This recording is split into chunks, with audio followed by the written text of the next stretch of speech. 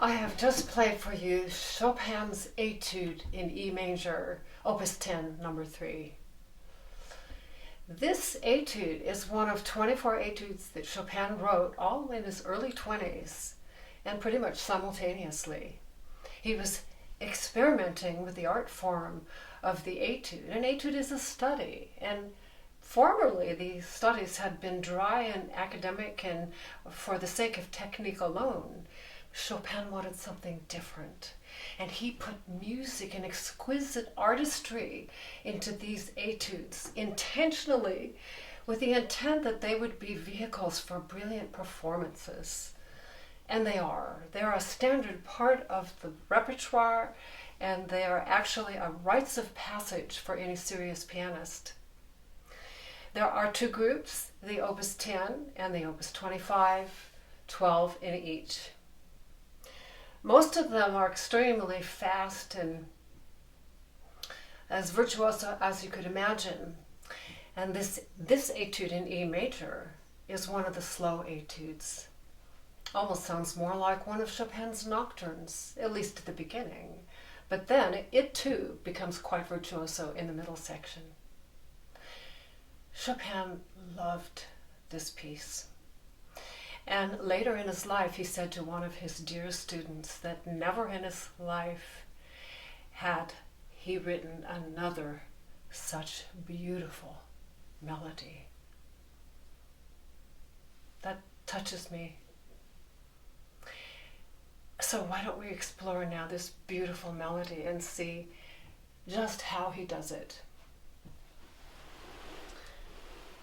This is in the key of E major, with this tonality. But what happens when we put that chord here? That's the position he starts. I'm going to play the first 5 measures for you to listen to this beautiful melody.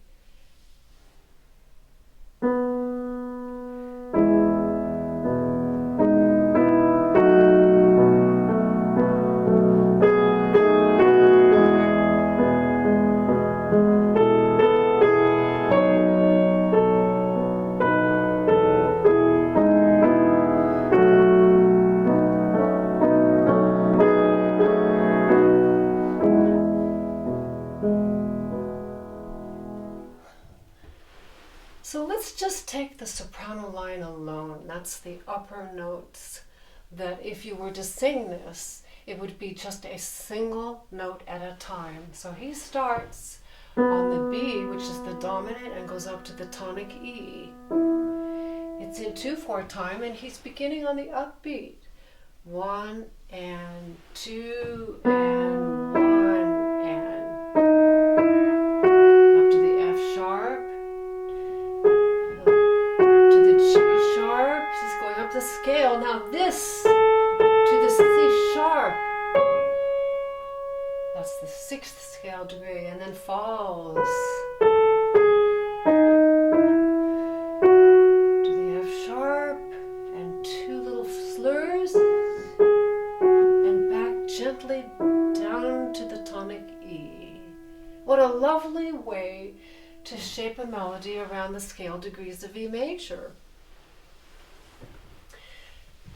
Now this is 4-part harmony. Chopin was greatly influenced by Johann Sebastian Bach. He adored Bach. He actually played every day one of the preludes and fugues from the Well-Tempered Clavier as an homage to Bach. So we're going to take the voices apart, the soprano, the alto, the tenor, the bass, and see just how they all function separately and then as a group. So taking just the bass, or actually I will take the left hand alone, and you're only going to hear 2 notes, the B and the E, the dominant and the tonic, and nothing but those 2. This is how the left hand part sounds. So I'm going to count out the measures. Measure 1, measure 2, measure 3, measure 4,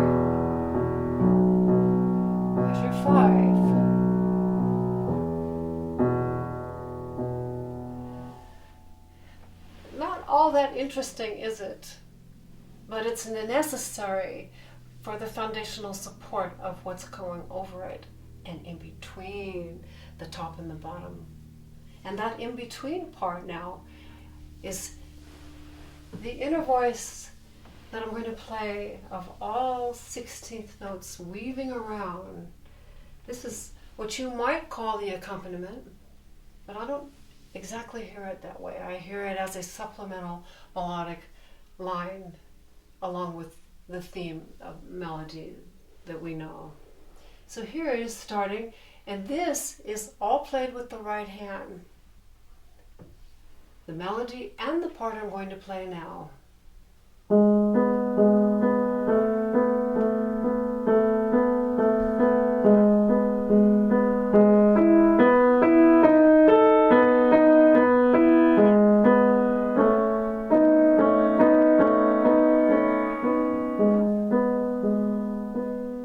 Did you notice that he made two voices at the end there and it joined in this beautiful parallel thirds?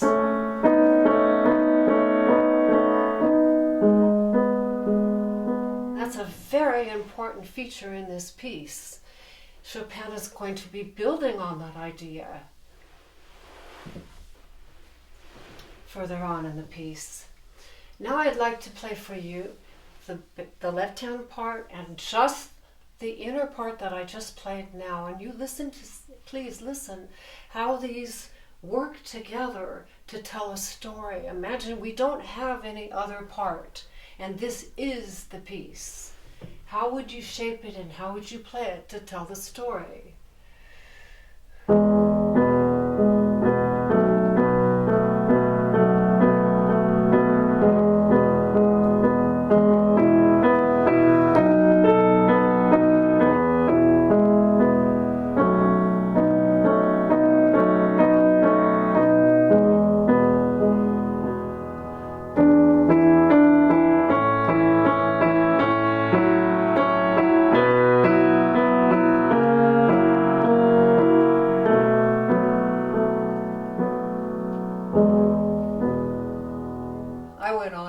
I couldn't help it.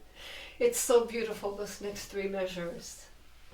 And now let's put everything together, and I'm going to play the first 8 measures.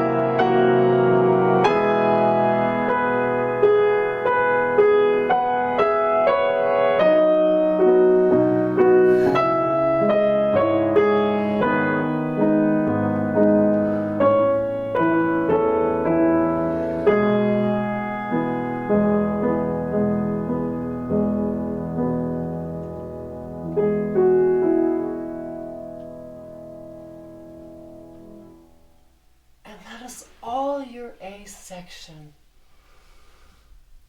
And he ends where he starts. He's come full circle. That final chord and the beginning, the hand hands are in the identical position. And where has he taken us from the start of that to the end, where I just ended with measure 21? I'd like to tell you an anecdote about this. The same student that had witnessed Chopin's description about this piece remembers him having a lesson on it, and he was playing the piece, and he was a beautiful pianist also. And Chopin was so touched, so deeply touched, that he raised his hands and clasped them and said, "Oh, ma patrie, oh, my homeland," and he was in tears. He was so moved. And I kept asking myself in the weeks and months and years, actually decades of playing this piece, what part touched him so much? And I think it was this part right here.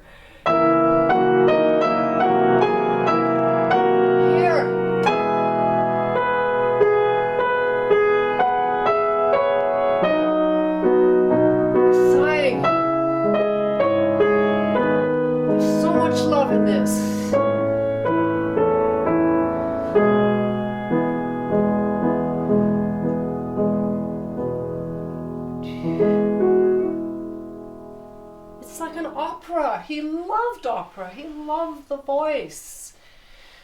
His first love infatuation was a singer, a Polish singer, Konstancja, and she was a great inspiration for him, for this musical genius that came out for his expression of love, because he couldn't do it in reality.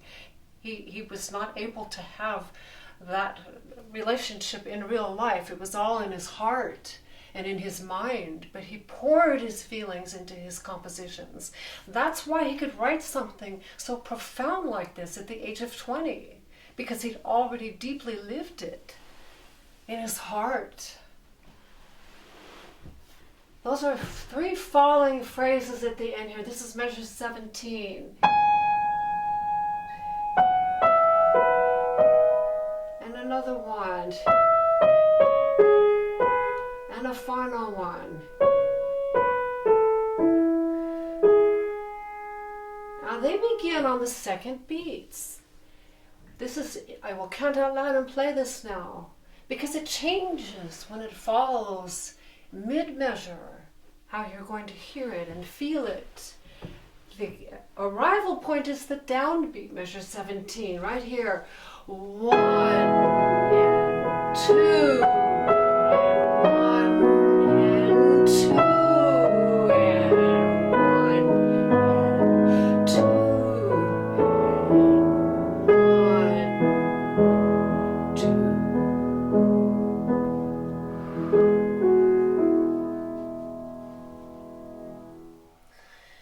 By the same token of falling phrases and rising phrases, he begins with the ascending 3 phrases. Now this joining right here, I'm going to get into some details of what he does so that it's not a straight single line melody. Right here in the beginning, measure, he joins with a D sharp beneath to make a 3rd.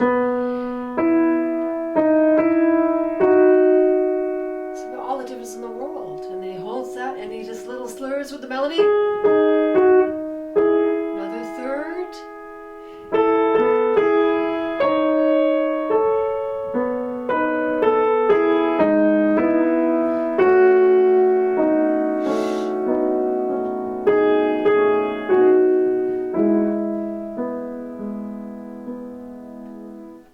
Now what I'm demonstrating here is how I split my hand in 2 with the sounds I'm making and the division of the voices. This is now one of the technical challenges of this piece, is how to project the melody, which is played with the weaker 5th and 4th fingers, louder above the supporting, accompanying companion melodic lines at times with the strong fingers, the 1 and the 2. So it's just the opposite of what we would naturally do. So I'm going to play it one more time, and I'm going to push with my hands to control this. I stroke out, and now here. I'm pushing with the 5th finger into this F sharp. And these are all very quiet now, this 1 and 2. There's an accent on that top note. An accent on the C sharp. See how loud I have to play that?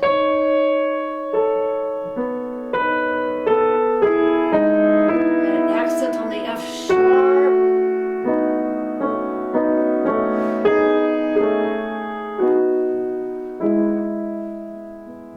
Very hard to control this. And then going on. This is so beautiful, those melodic. I hear this as like a whispering. He does it.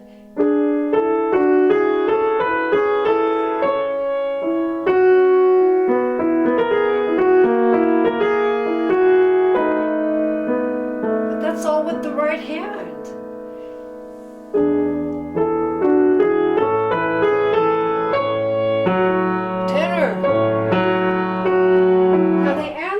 So beautiful.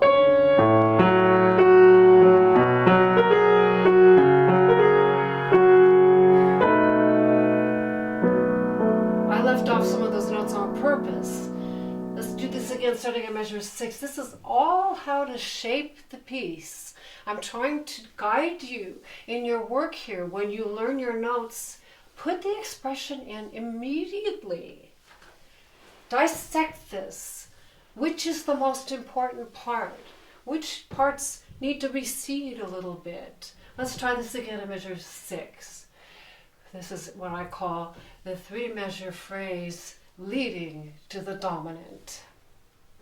I also call it a duet for soprano and alto.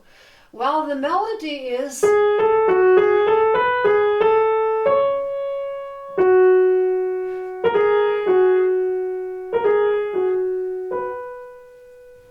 it's with the alto that joins that puts the real beauty and exquisiteness into it. You've got to have the other part with it. So that's why I don't hear this as just melody and accompaniment as it's described. I hear this as a melody and a supporting melody, weaving and dancing as a pair in this beginning of measure 6 particularly.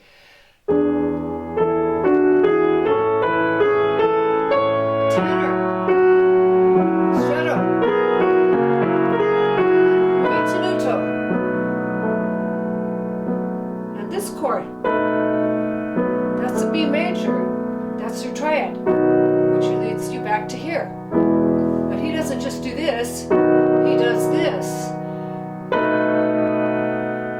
So we have this absolutely gorgeous 9th here, and a 7th here, and this in the middle.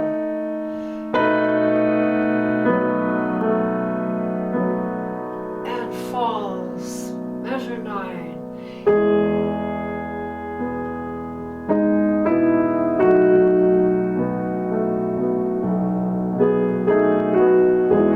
The little phrases.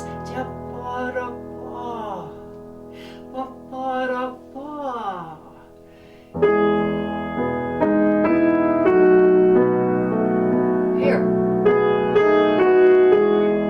It's part of the beauty. Another C sharp. He loves that 6th scale degree. And falls.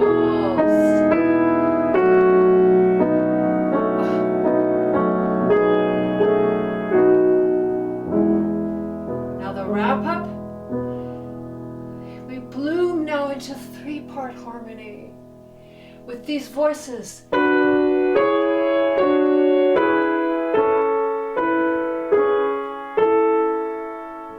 going to take the soprano first. This is measure 14. We have for the two little phrases, repeats opposite. This is all singing.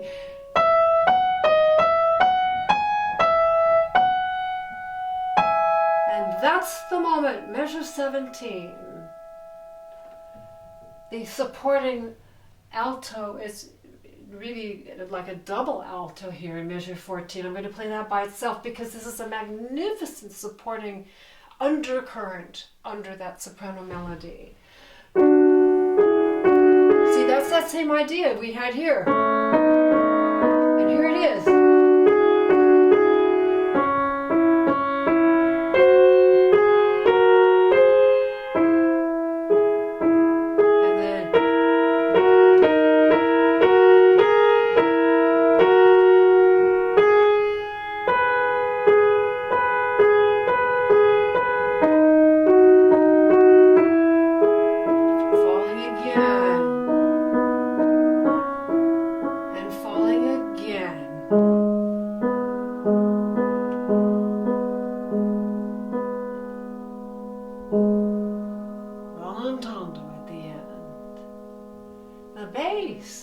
Measure 14 opens to an E octave. First time. Well, actually no, this second time. He did it in measure 6 as well.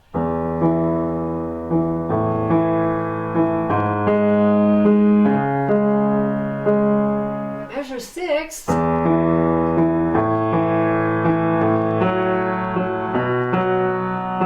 measure 14 builds on that idea of measure 6 and 7. But takes it further. Here's measure 14 and 15.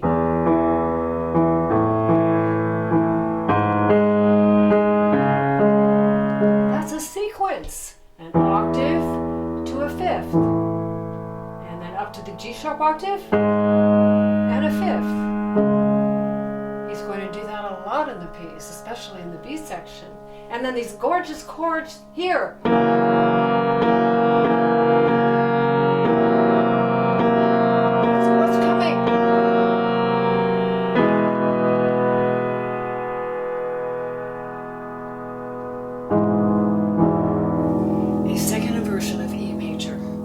Marvelous moment.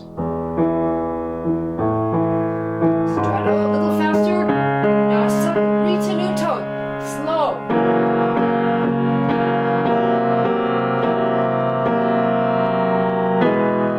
The soprano is singing with all their heart.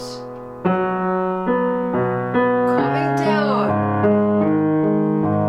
And drop again.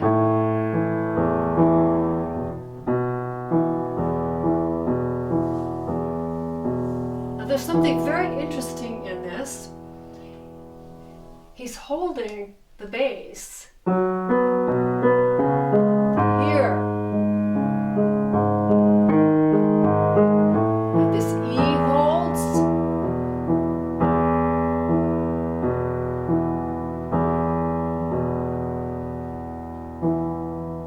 He's punctuating the tonic. Let's put the hands. No, I think I've played that enough because that's coming later in the piece again, almost exactly the same way. What I really want to do now is show you what I'm looking at. I'm so thrilled to be able to do this. This has been my life's work. And to be able to take a piece like this, Chopin Etude, in E major, one of the most beloved works in the repertoire. And I have re-engraved this piece. I took the notes from public domain that you'll find in any other edition, and I re-engraved it and reformatted it on this new layout landscape of the 11-inch by 17-inch wide format. And the beauty of this is I can get long uninterrupted phrases. This is everything I just played. This is the first system of the opening 5 measures of the 3 rising phrases and the falling and the falling. And then my 3 measure lead to the dominant tier, and the voice is becoming here parallel melodies. And then back here was the repetition of this. Notice I have all of this in the blue box because this is, I gave the color blue for the part A's of this piece, of which there are 2. And I was astounded to realize that he takes these opening 5 measures 3 different times in the piece, and I wanted to highlight that. So I put these little blue stars around these 5 measures, these 5 measures, and then again at the end of the piece, so you can see how much that happens in the piece. And I separated these 3 measures here. They do not come again at the end of the piece. And then this right here is the wrap-up of that. Now you see a lot of colors and labels on this. This is my working copy that I make for the lesson. And there are some additional colors on here that I put just for my lesson copy here. But most of these colors you are going to get in the color structural analysis, which I'll show you in just a minute. In your chart package, I'm going over all the PDFs that come in this chart package now. Your 4-page working copy. And here it is, absolutely clean and open. There's so much space here for the piece to breathe. You can actually linger on each one of these long phrases. You can memorize it very easily. Just take one at a time. You already know those are the same. Also in your chart package is the satellite view. This is really getting fun. When I first made this idea up of the satellite views, I thought, you know what gave me the idea for these? Flying in the airplane and looking down on all the fields of grain and the big circles of yellow and green and seeing from a distance, oh, that's what it really looks like. And that's what this is. This is like looking from the plane at the entire piece. That's what it really looks like. But you still can't really tell until I have to make this first before I can then make my favorite, the color structural analysis. This has become a non-negotiable for me since I've been making these. Now I include one with every chart package. In my early days I didn't. I hadn't even invented it yet. But now that I know how powerful this is, I wouldn't think of not including it in the work I do making these chart packages. So here is the entire piece. Here's the form of the piece. It's an A, B, C, A form. Very simple. The A is in the blue box, which we've just looked at in the lesson. And here is the recapitulation with this same A material in that blue box. Here are the blue stars 5 measures, blue stars 5 measures. You can see that very clearly. Then we have the development sections, the B section, which we're going to start in the lesson momentarily, in green. And then this pink box is where the piece really becomes a true virtuoso etude, extremely exciting and demanding and imaginative. And within this pink box, I have in red highlighting the cadenza. Now, he didn't call it a cadenza, but it is.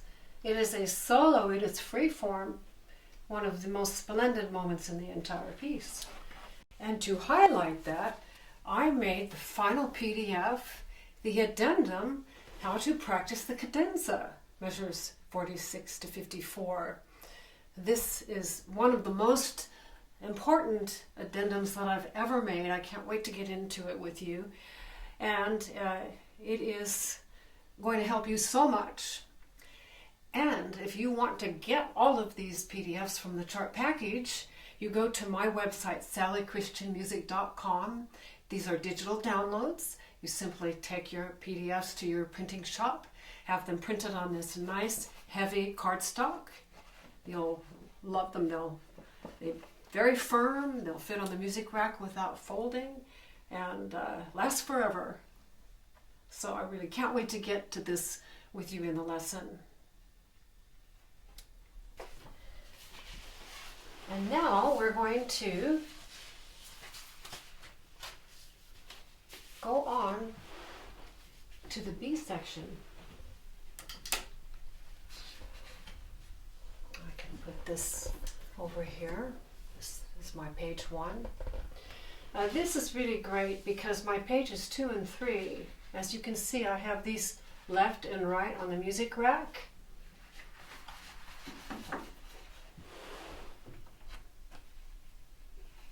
And my 4th page is the last blue box, and I just keep that one right there. It's really 3 distinct sections in the piece. The A, the B, C combo, and the A. All right, now we're going to wrap up with that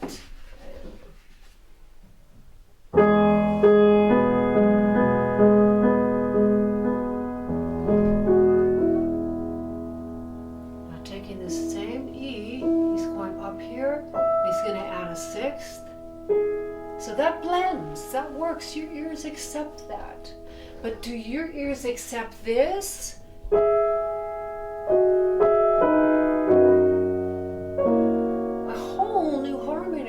A whole new feel. This is just remarkable how he segues into this B section seamlessly. And now we have this duet for sure with the soprano and the alto, which sounds like this. This is the pickup to measure 22, and everything starts on the 2nd beat. 2, 1, 2, 1. Repeat. 2, 1.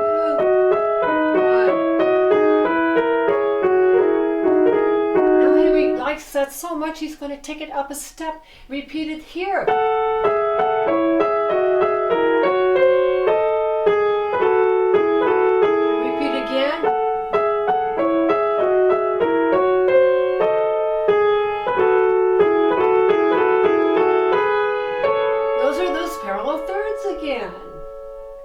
Look what the left hand does. This is so buoyant and happy. You know, this piece in the 19th century titles in publications was called La Tristesse, which means sadness.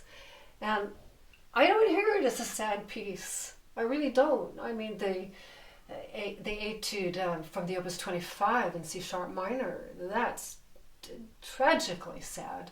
But I hear so much joy and lightness and a heart that's completely exploding with love and happiness. I do not hear sadness in this piece. So you'll see references to it as being La Tristesse. It isn't for me. Listen to this bass line. How could this be sad? He's having so much fun. Can you just see that? You could dance it. Now up a step. Up to C sharp minor.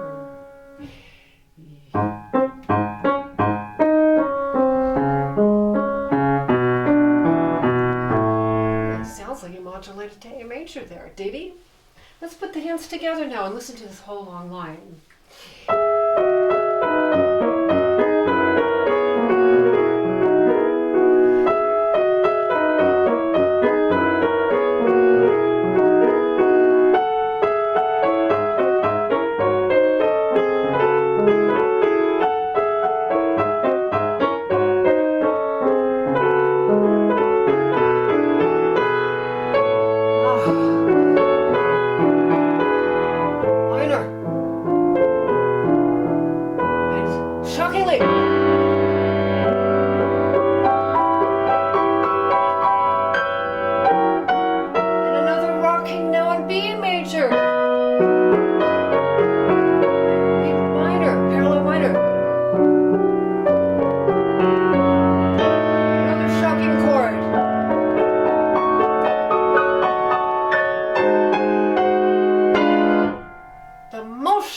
of all there. I gave you the overview of that. Now I want to go back and take these parts and separate them out. This is starting in measure 30 with the A major. And then the A minor. And then the B major. And the B minor.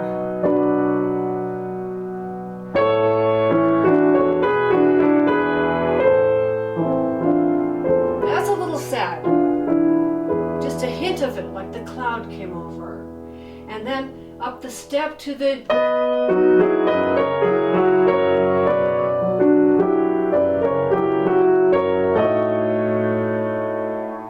now this I like to do, take the left hand alone here.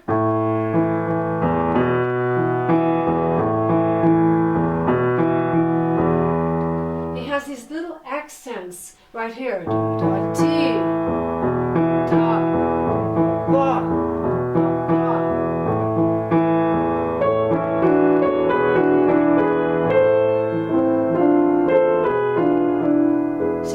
Voice counts. Listen, the soprano. It's in parallel thirds again. See how important that element of that parallel third was at the beginning of the piece. Here's the alto.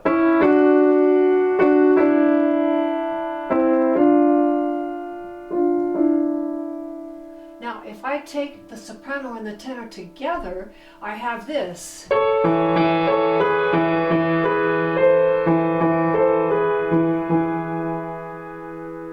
I could take the bass and the, see, I took soprano and alto, soprano and tenor, now alto and bass.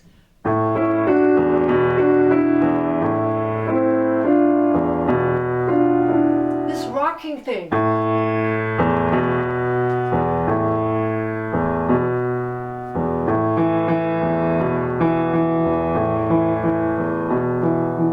Interesting that that's identical, and it's only with the upper parts that we get the majors and the minors.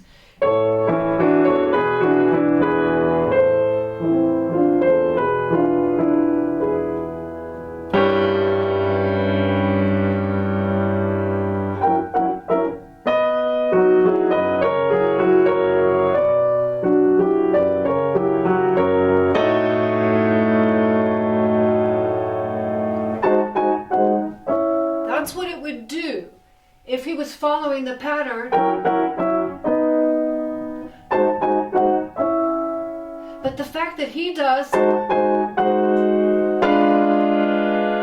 then the piece becomes so dissonant and tense, explosively pulling apart. We're not quite ready to get to that section because I need to show you on the music here what I call, on this second system here, split inversions, mirror images. And that's what this all looks like in here. And I put these orange boxes, 3 of them, and you see those on your color structural analysis too, because they're defining harmonies, they're anchor points, they're the base from which all of these inversions spring forward. And this one then is the catalyst and the kickoff for the most amazing writing to come. Chopin just was, he just was in a whole nother world of flooded ideas of creativity. There was a German critic, Rehlstab, who wrote a scathing criticism of these etudes when they first came out. He said that was unplayable and that it would turn pianists into cripples, making their hands do these kinds of things. He didn't understand how innovative and phenomenal and how this would become foundational from that point forward. To this day, the Chopin etudes are indispensable. And he did come around later on and realize it. So some of the things Chopin is going to do here now, starting with what I call the acrobatics here, I think you're going to find quite amazing because they're just in chords going up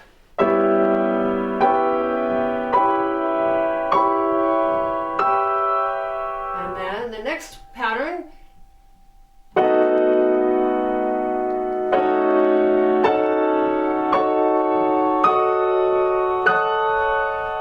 you could do that back and forth with that.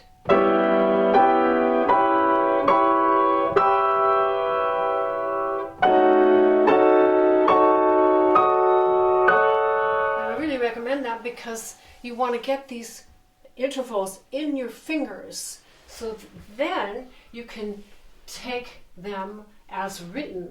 And he takes this first chord and he takes the top two and the bottom two and makes them like this. Then the next chord, he's going to go top to bottom, bottom to top, top to bottom, bottom to top, inching his way up. And that's why I call this a split. These are all inversions, but he's breaking them in half and doing da-dee-dee-da, da-da-dee-dee, da-da-dee-da, like that. So they're split. And they're phrased. They're little slurs, like this. Ya-da-da-da-da-da-da-da-da. Or, sorry. So you really want to get that. And the thing of it is they don't begin on the beat. They begin a 16th note after the beat. And that's very important because they start like this.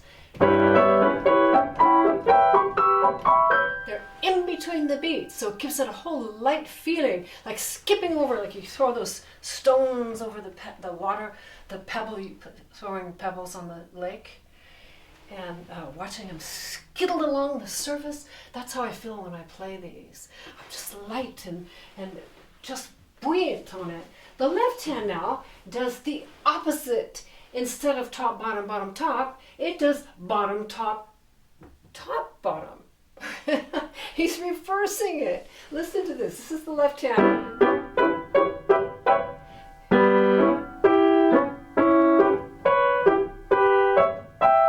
And notice my technique. Down, up, and let my arms do it. Let's put the hands together because this now is part of what he's trying to teach us with technique. He said that you use your arms, and he's also stressed the importance of a supple hand.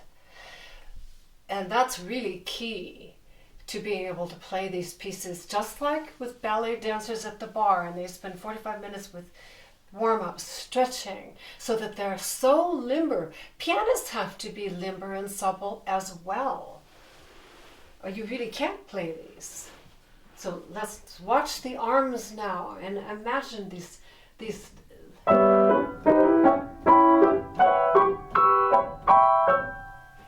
But that's on the beat. Da da da da da. It's not. It's just da da ba da ba da, like this.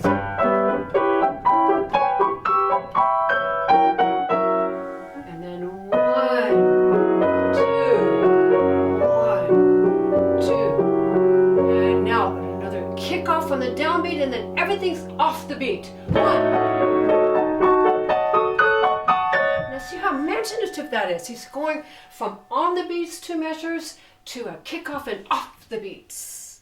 And then on the beats for 2 measures and a kick off and off the beats. So why am I stressing this?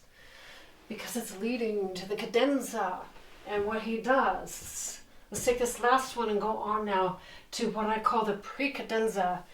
And this is I labeled section C. And it's prefaced by... Oh, by the way, these are mirror images. If this comes this way and this goes this way, those are like the negative, the images, absolutely reversed. They come together, they go away. Together, go away from each other. Come together, go away from each other. Fabulous. Who's going to think of that? And then, this is the shocker. And he does have a staccato there. Now this is a series of tritones. And the parts pull, this is just I still can't believe anybody could think of this. Look at this writing here. This is astounding writing. We have a whole series of these long phrases, all beginning on the second 16th note. So that's the idea that these set up. Ya da dee da da. This goes ya da dee da da da da da dee dee da dee da da da da. Let's see what that sounds like. These are chromatic. The left hand alone first. This tenor part is chromatic descent. And down a step. Down another step.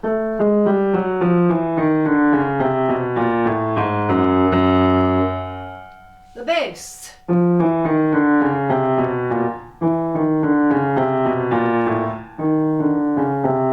Crescendo. Is going to be major. Now, that sound you're hearing is complete legato, and that's what he wants. There can't be any breaks in this. So with redistribution, it will sound like this. This is the ideal sound we're after. These are all tritones. They're either diminished fifths or augmented fourths, but it's chromatic scale writing down half steps all the way, parallel. The parts are parallel. This is just the tenor and the bass. Now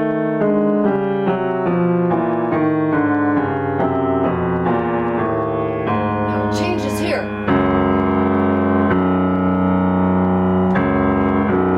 There's a whole step there. Now how are we supposed to do that with just one hand? Well, let me play it slowly for you. And now fingering becomes critically important. And I've worked for years on fingerings on this, and you will have to work for years as well if you're just starting on this piece now to find what's ideal for your hand, because every hand is different. And this is what Chopin was doing, taking fingers and assigning a role for each separate finger. He was intentionally experimenting with the possibilities of what the different fingers could do separately and in combinations with each other. He purposely wrote it like this. That was perfect legato. Now a long one here. This is tough because you have a longer ladder to climb down.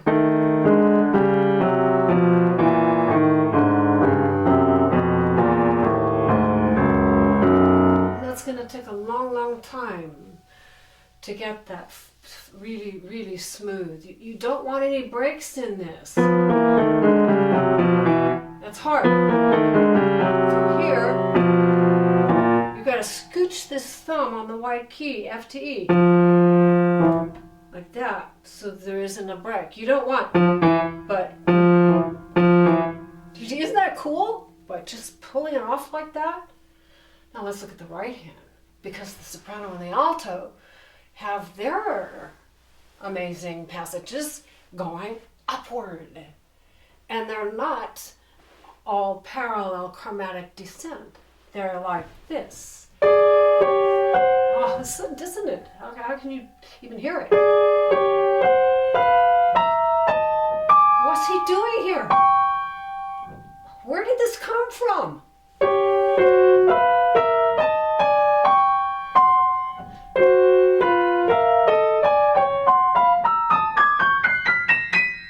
Now, if we put that together,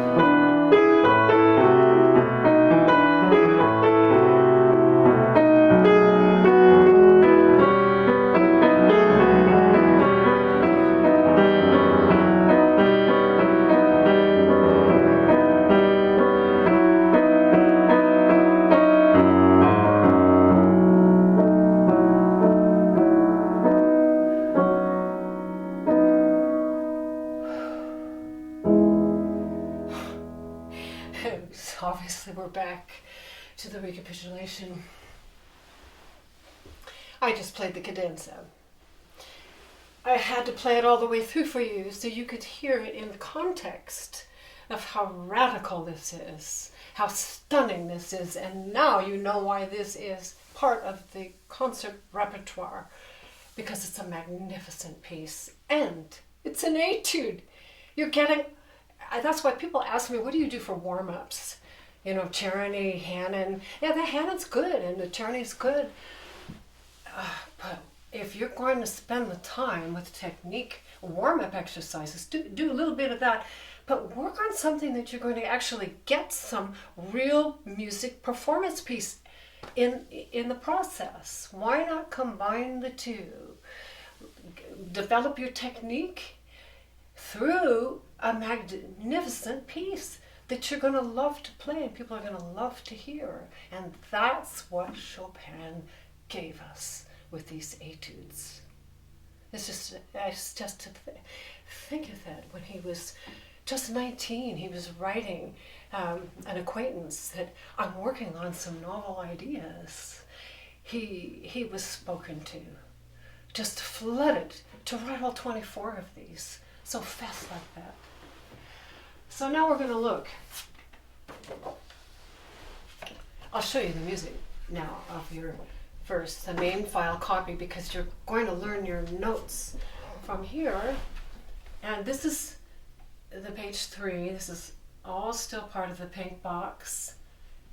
I'm going to hold these 2 pages up like this, page 2 and 3, so you can see that's the B and C section in its entirety on 2 really easy to read boards.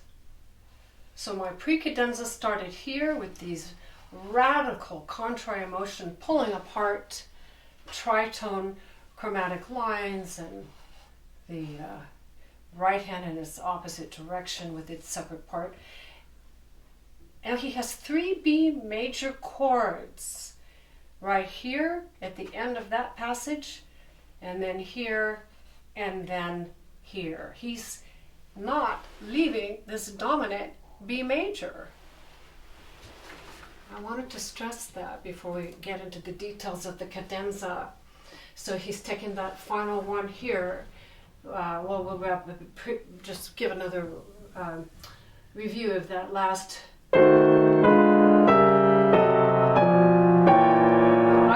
I want to show you this. Really helped me a lot. Measure 38, measure 40 and 41. Now I take a 3-1 fingering and a 3-1 and a 3-1 and a 3-1, and I pull down on those 3-1s. That's what helps me navigate this passage. 3, 1.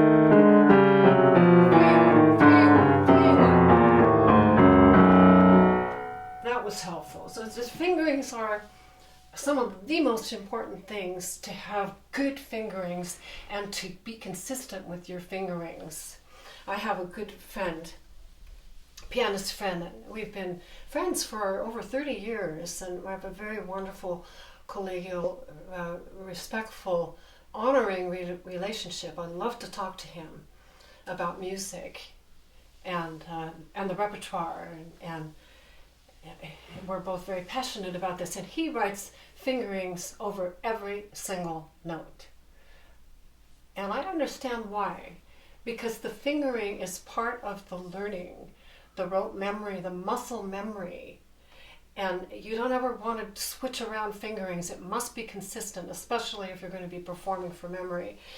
You want that rote memory rock solid. So learning with this is a good addition. Learning from this with these fingerings will be a good start for you of getting a good foundation on it. Okay, so here we are at the end of this. Again the offbeat slurs. Ya da da da da da da da da. This is just to get the skipping rocks, but this time they're coming from high, and ya da da da da da da da coming. I like the visuals.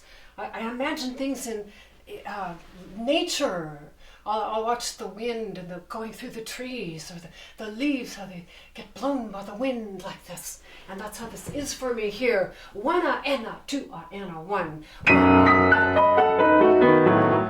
This is interesting. The left hand is legato, the right hand is portato. So the left is growling and dark, and the right hand slightly staccato, legato, pulling on each one. Listen to the difference between what the sounds makes with these two distinct touches. And then another skipping up here. 1. Another. 2 here. And that is your second inversion of B major. So he's got this one, and this one. And then from here, would you imagine this chord? And he doesn't have a rest. I spent months agonizing over this, figuring out, asking questions. Why is there no rest here at the beginning of this cadenza? And how are you supposed to hear so many notes? And he's actually taking us down the octave, starting at this position up here, and then he ends up down to go down this whole,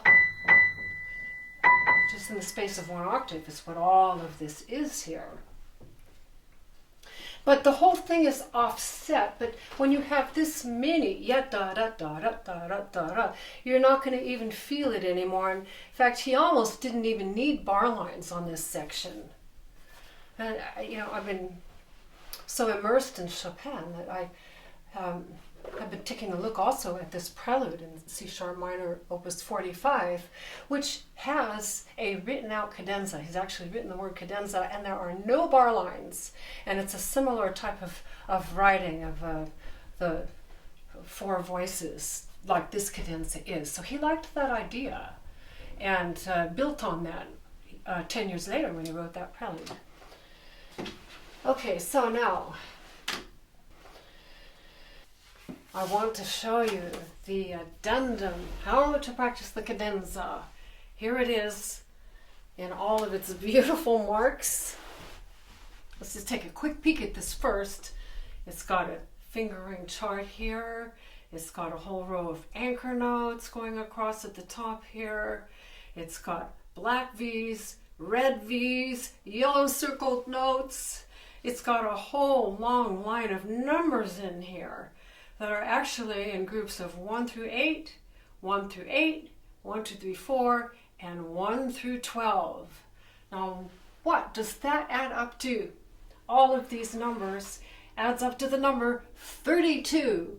And the reason is because this cadenza is built on 32 two-note phrases. And that two-note phrase in the right hand uses these fingerings, 5/2 and 3/1. So let's just take a look at that opening right hand slur. Starting on the B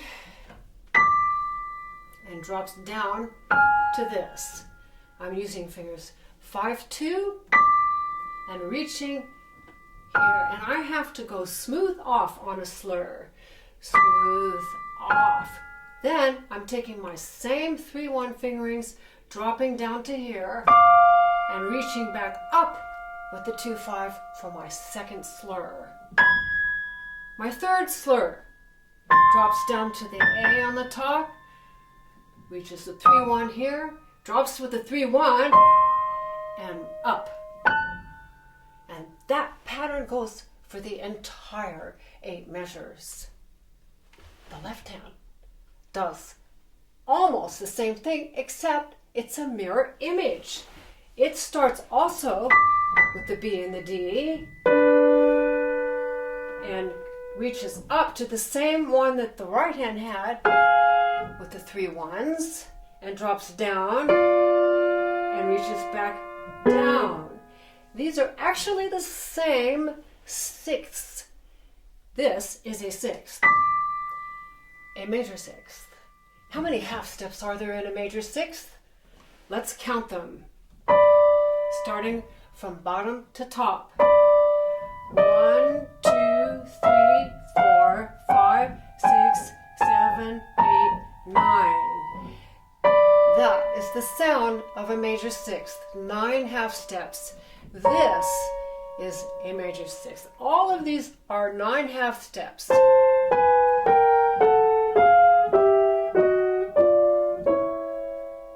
And both hands play only that. Now sometimes in the music, when you're learning your notes, instead of it reading a major sixth, it will say a diminished seventh, but it still has 9 half steps. So I'm going to refer to these intervals as major sixths because that's the sound that we hear and that's what our fingers feel. Do you remember in the B section of the piece earlier when we had this part of the piece with the split inversion mirror images? Well,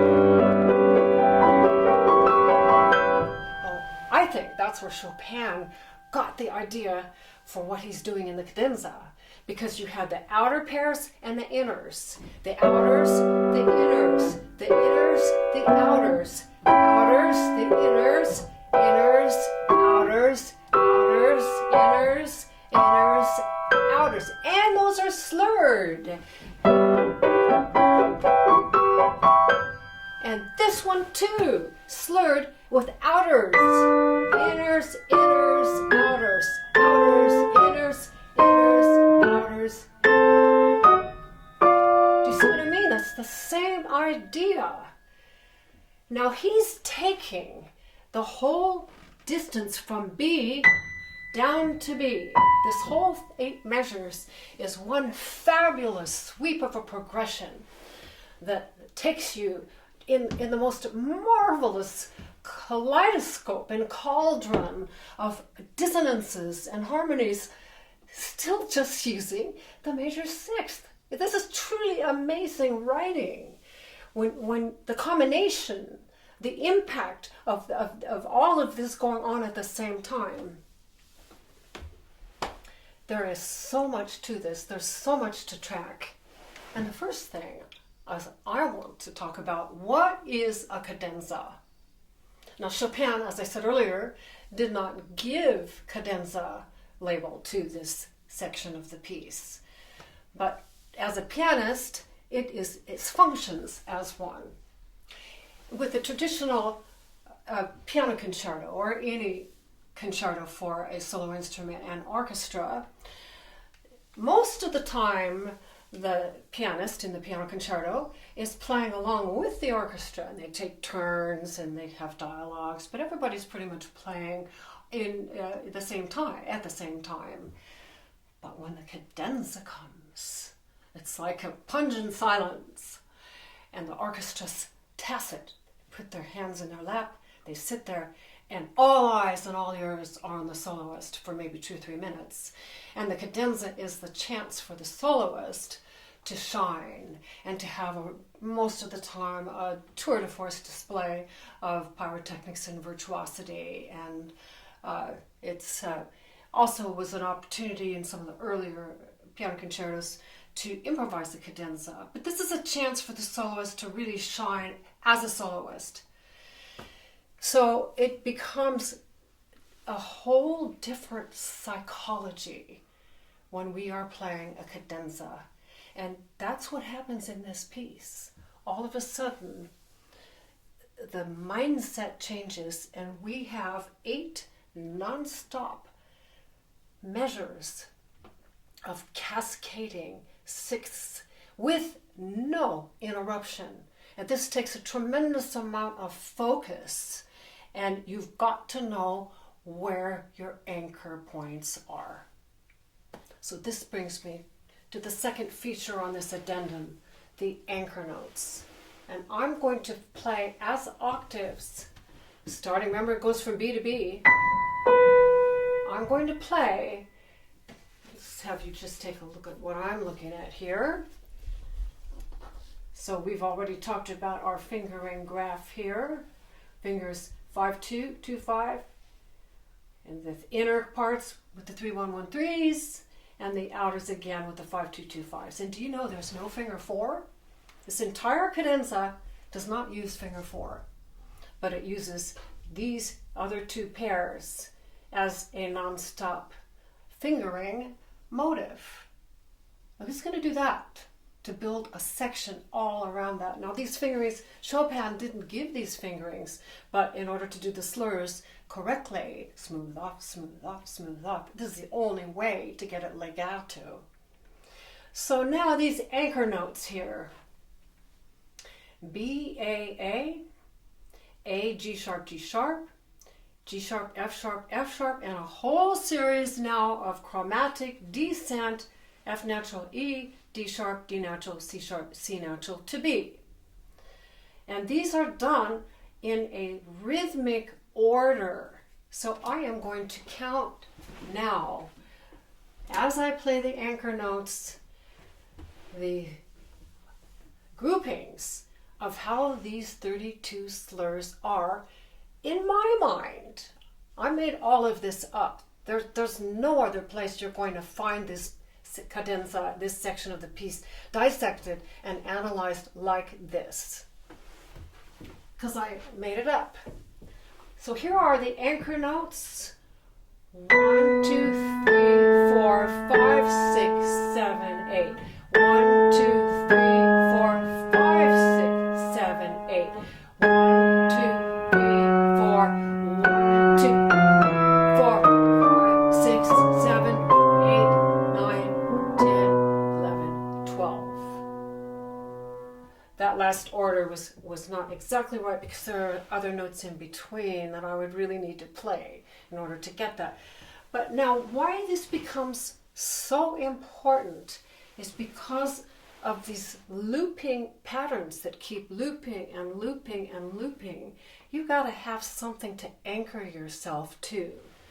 So now instead of playing just as octaves, these are each new start points. We're going to play them with the fingers that they are, 2-5 and 5-2. And that's the 6th. So this is what I hear as if you were building a house and you frame it up first in the 2x4s, because that is what holds the house all together. These are the 2x4s. These are what your fingers feel. This is what you're tracking in your mind so you don't lose your place in this huge uninterrupted cascade. So this is what I say to myself. B, A. It's a beautiful sound. These parallel sixths. Next group. A, G sharp, G sharp. Next group. G sharp, F sharp, F sharp. Now we get this descending chromatics.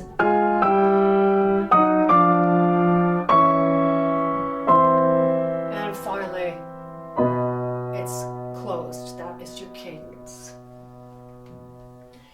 Now, in between those, I'm going to start to fill in now. Now I'm going to start to put in my sheetrock and the wiring. This is going to get more and more complex with the elements. Now I'm going to play all of the notes that the 5-2 and the 2-5 play. And it's not in this rhythm, but this is the hidden melodic motive to follow.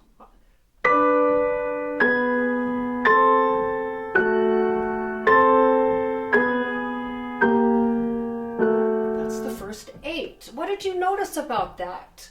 Well, we had a skip here. That's actually a third, and this. So there were 2 of those skips, and then 4 in a row of chromatic descent. Now he repeats exactly that pattern with down a step now, starting on the A. This is the next anchor note.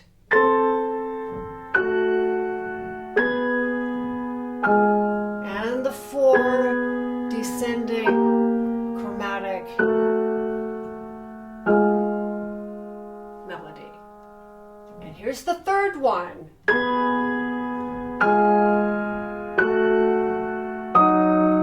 But it's abbreviated for that part, and then instead of 4 descending half steps, he's doing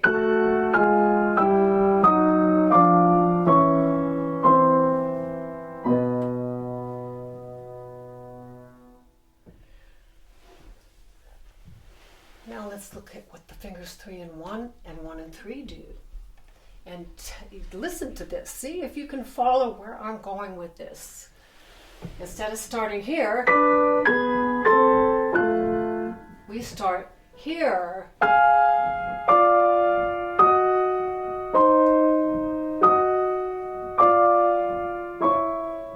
Do you see where we're going?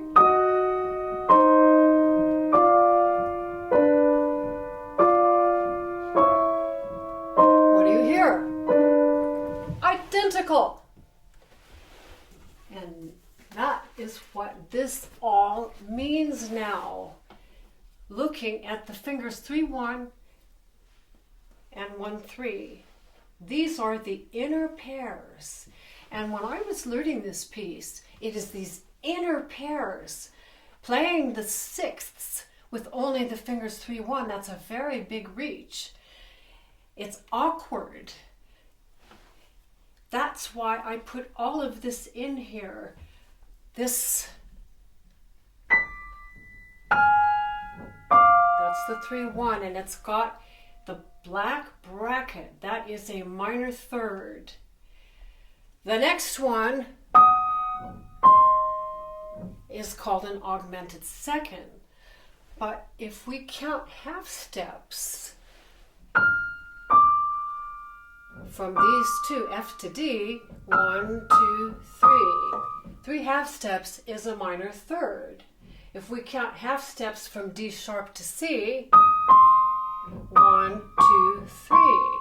Also, 3 half steps sounds like a minor third. So I'm going to, in my ears, when my 3 and 1 fingers play, I'm hearing minor thirds. When you look at your chart here, the true labels are minor third, augmented second, and then the series of half steps. The next one says augmented second, minor third, and the series of 4 descending half steps. And then minor third, minor third. That's for technical accuracy in the written music. The written music does not always correspond to what our ears hear. There's a little bit of a discrepancy there. It's a disparity, and that's one of the things that makes reading something like this so difficult, because you're not thinking that these really are all minor thirds with 3 half steps. They all have 3 half steps. So make it easy for yourself. When you learn these 3, 1, 1, 3s, think to yourself, okay, I'm going from, those are both minor thirds for what they sound like harmonically.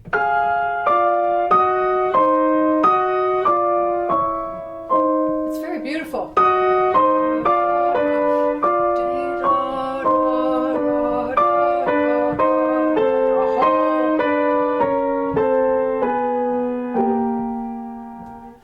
Now I'm going to play, and you may ask yourself, why do we have to do all of this? This is like dissecting a frog in an anatomy class. If you really want to understand how all of the systems work together and what the cross sections look like, you've got to get in there and look deeply into this.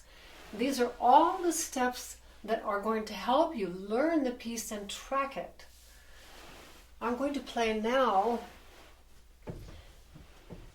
how the rhythms really are with the 5-2 fingerings. And you're going to hear this rhythm. 1, 2, 3, 4, 1, 2, 3, 4, 1, 2, 3, 4, 1, 2, 3, 4, 1. Listen to this now. 1, 2, 3, 4, 1, 2, 3, 4, 1, 2, 3.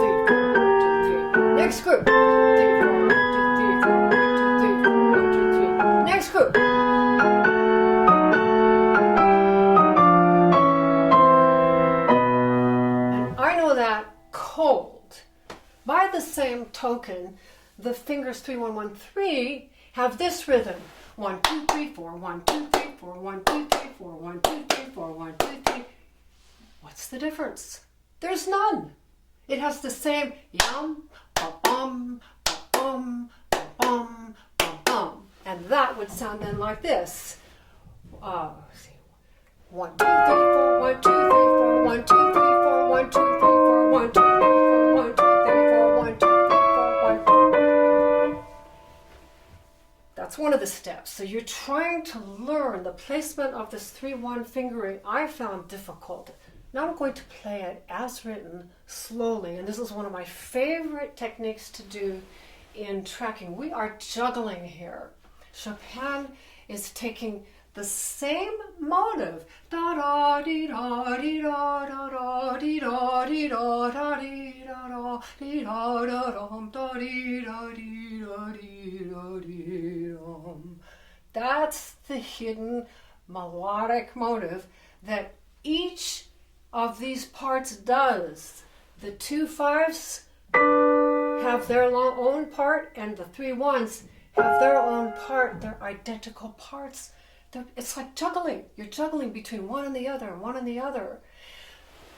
We're training our ears to track both of those at the same time as we play it. So this is a great exercise now. What I'm going to show you, playing as written, I'm going to take the 5 2 2 5s and play those forte, and the 3 1 1 3 piano. So we can hear now how this all fits together, train our fingers, train our ears, and memorize it. Here we go, as written, with dynamic differentiation.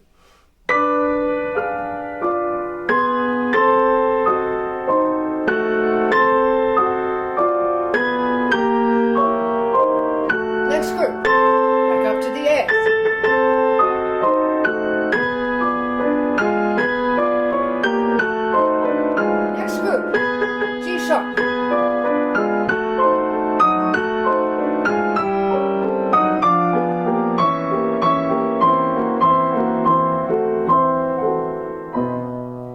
Beautiful, isn't it? Did you hear that melody? Now let's do the opposite. We're going to give the 3 1 1 3s the forte part. Train the ears. Listen to the melodic pattern, which is identical. Okay, soft on the 2 5 5 2.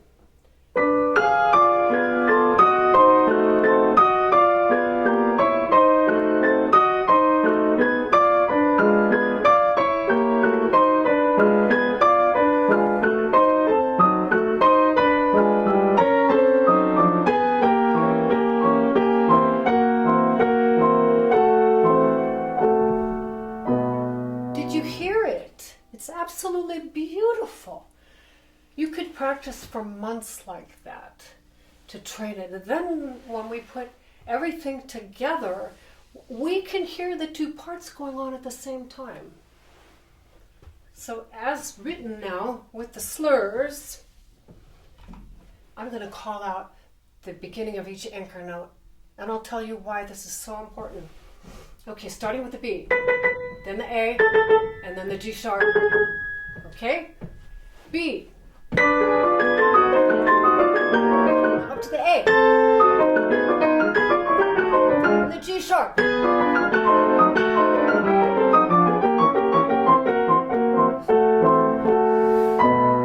And reaching into it at the end.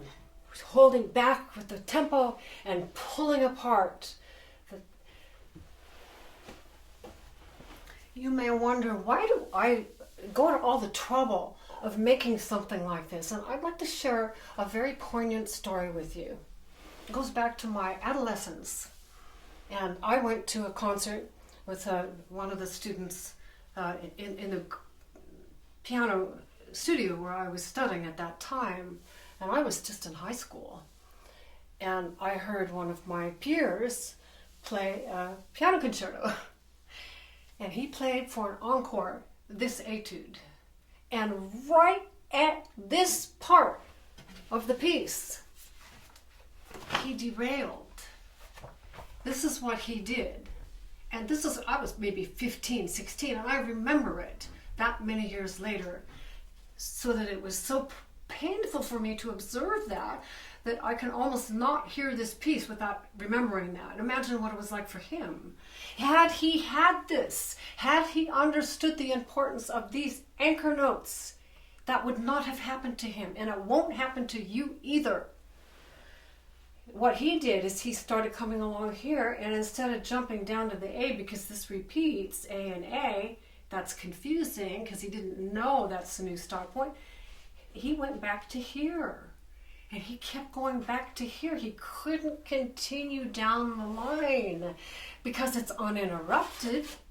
You can't jump easily. And it's highly embarrassing and stressful when that happens. This is just one of the, piano playing and performing is such a marvelous art form. But how it has evolved is that everything's done from memory. And if something like that should happen, it's excruciatingly painful. And so my work here in making these charts and going through these steps with you is so we can be secure and prepared as possible. I'll tell you another story. It was again around a piano concerto, because those are the most stressful of, I think. You can recover in a solo recital pretty easily, but you have a whole orchestra there, and you just don't have the flexibility of maneuvering if something should go wrong. But I was ready to, 2 days before going on, I was really, really, really nervous, and the conductor said to me, "It's just being prepared." And I've never forgotten that. I thought, if I'm just prepared enough that anything that should happen, I have my wits about me, and I've got my anchor notes, I've got my jump points, I can get out of anything and I can track anything. That's the point of this addendum. I'd like to say one other thing, and that's about our hands and pliability. And Chopin said, with his etudes, only a supple hand is required. You don't have to have a huge hand, although it certainly helps. But suppleness strength and suppleness, those are the ingredients. And I'll just show you my hands, that I have a pretty good stretch in here and here and here. That's what I call the webbing in the hands. I can stretch this is like a 180. And that's from years of doing it.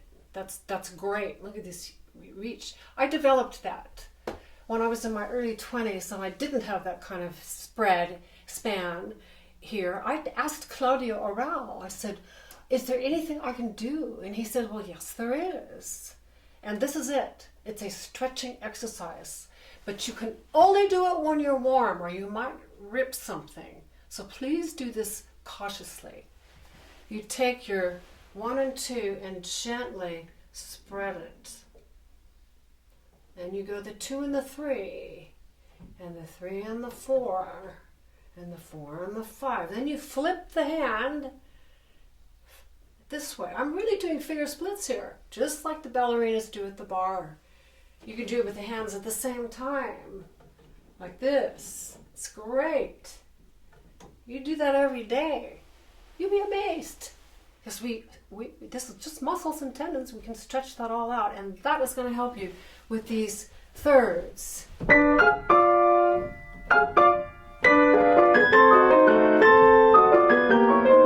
also melodically, when we play this, if we hear it,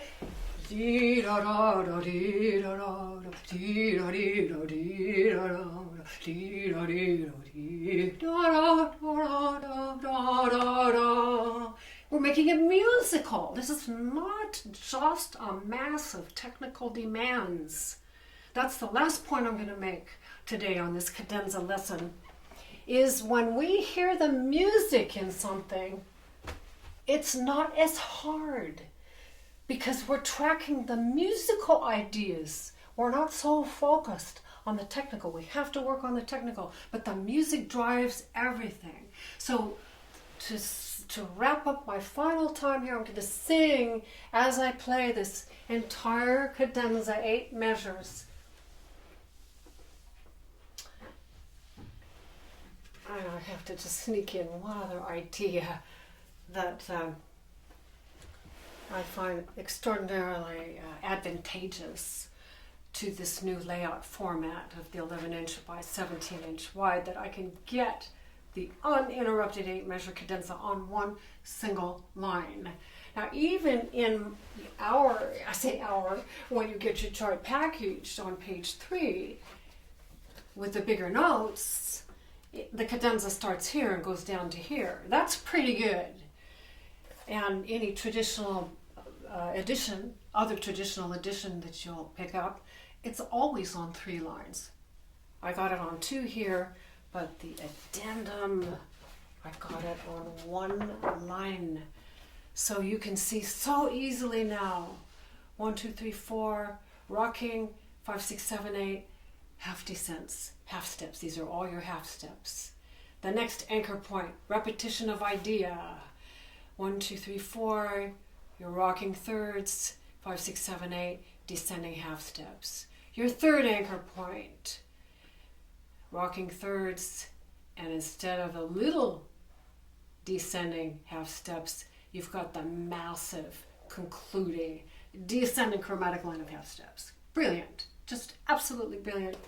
Chopin, I love you. Let's listen to the melody now and sing this, hear this, let this sweep you with the beauty of the hidden melodies.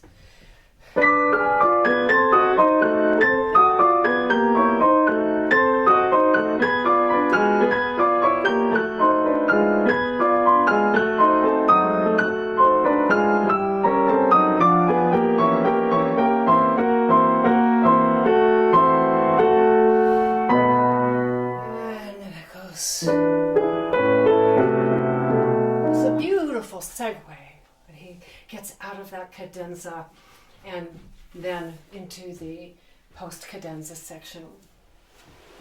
So I really hope that this has been helpful for you and that you practice some of these techniques, these tools, and don't worry how long it takes. It doesn't matter how long it takes.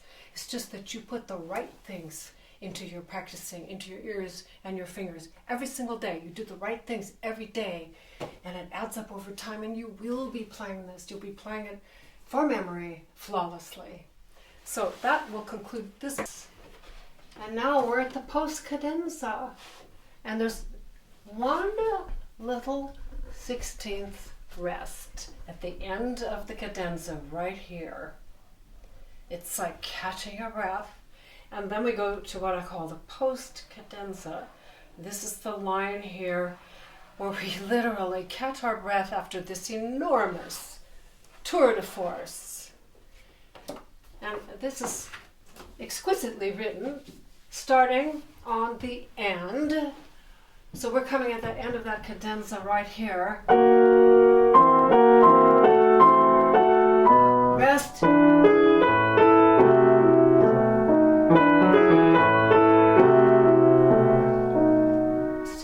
Just that. The top 2 voices, 1 and 2 and 1 and 2 and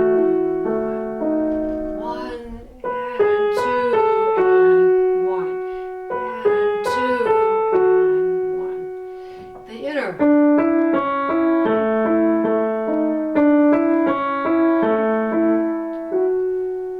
The bottom. Love this one. A variation, ya da da. It's a triplet. Keep going with this now. This is very hard to learn correctly.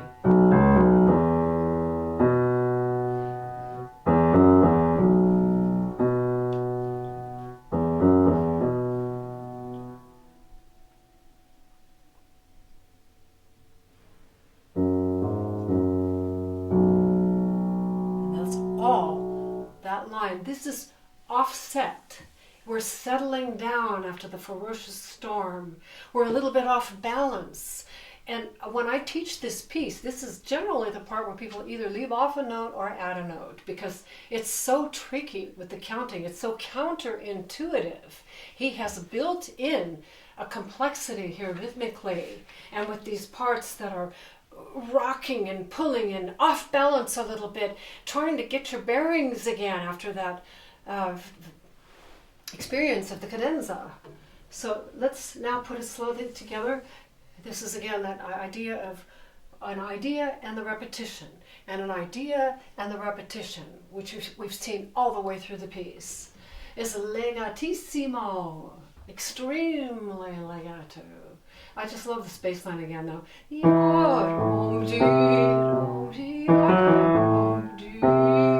if you can hear that over the rest.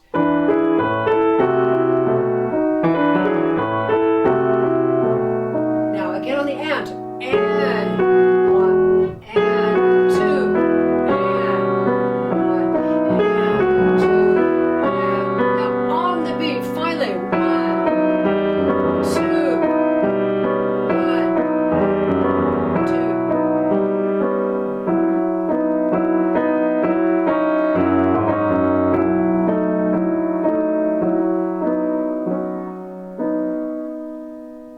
I'm going to play the middle part now because this is really gorgeous. Repetition. Now it hands down to the tenor from the alto.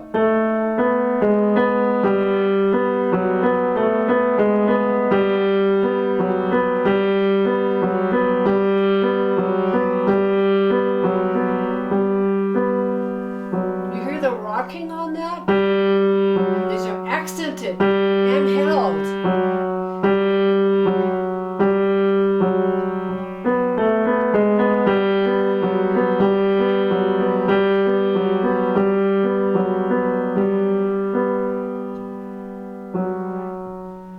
And over it we have the 2, 3, 4.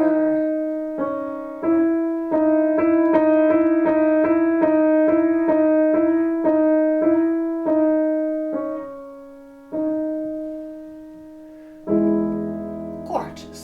That's what I mean about these seamless transitions. Exquisitely written. Let's put everybody together now. Take a deep breath. He has an accent on this F sharp. Repetition.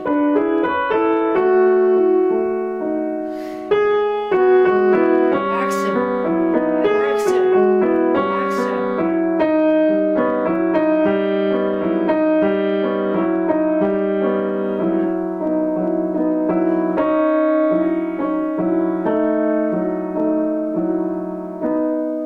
Did you hear that beautiful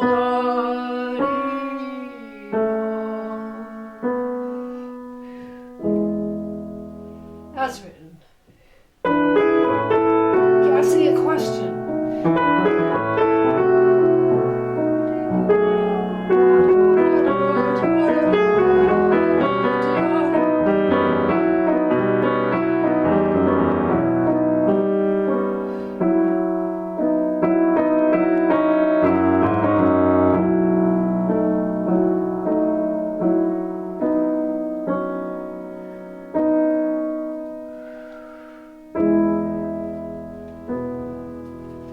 Page 4 is waiting for me. Final 5 measure, opening phrase.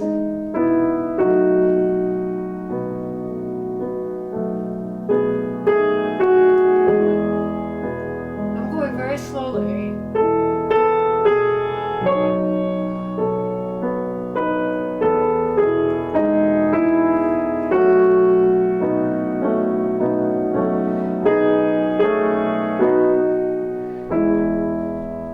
Now no 3 measure segue to the B major. We go right on to the blooming in the 3-part harmony. How we entered the first blue box, system 4, is this material again.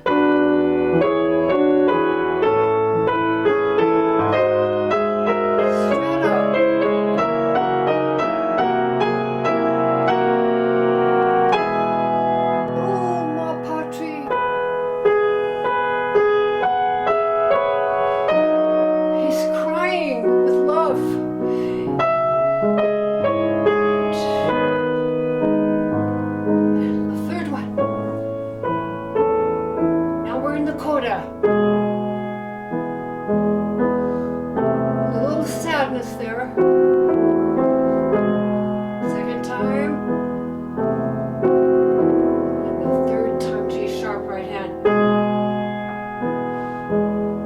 cantando, slowing down, sforzando, and portato on the melody.